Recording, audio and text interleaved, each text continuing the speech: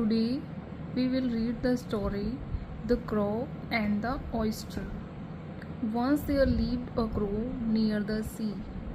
एक बार एक कौवा समुद्र के किनारे रहता था. One day he found an oyster on the shore. एक दिन उसको एक सीप मिला समुद्र के किनारे पर. He was hungry and keen to eat the meat. वह बहुत भूखा था और उस मांस को खाने के लिए बहुत बेसब्रा था. So he tried opening the oyster shell in many ways. इसलिए उसने जो सीप था उसको खोलने की कई बार उसने कोशिश की.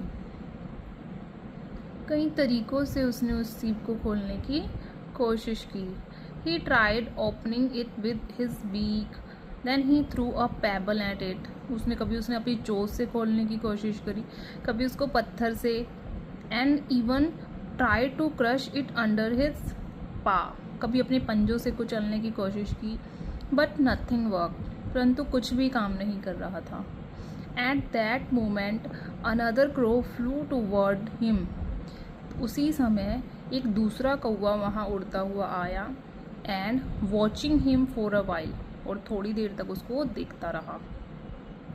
Then he said, तब उसने कहा, Why don't you try dropping the oyster from some height? जो दूसरा कौवा था उसने कहा, तुम इस oyster को, इस सीप को थोड़ी सी ऊंचाई से क्यों नहीं फेंक कर देख लेते? It will break open. यह टूट कर खुल जाएगा. And you can have the meat. और फिर तुम इसका जो मीट है उसको खा सकोगे.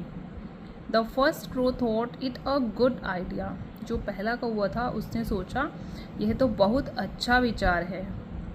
And threw the shell from a height. और उसने उस ऑयस्टर को, शीप को ऊंचाई से गिरा दिया. It fell on the ground and broke. वह ऊंचाई से ग्राउंड पर गिरा और टूट गया. The next instant the second crow grab the meat and flew away. जो दूसरा कौवा जिसने उसको आइडिया दिया था उसने उस मीट को खाया और उड़ गया. The first crow regret his foolish behaviour. जो दूसरा पहले वाला कौवा था वहाँ पर था, जो जिसका सीप था, वो अब अपनी इस बिहेवियर पर, अपने मूर्खतापूर्ण बिहेवियर पर पछता रहा था. Thank you.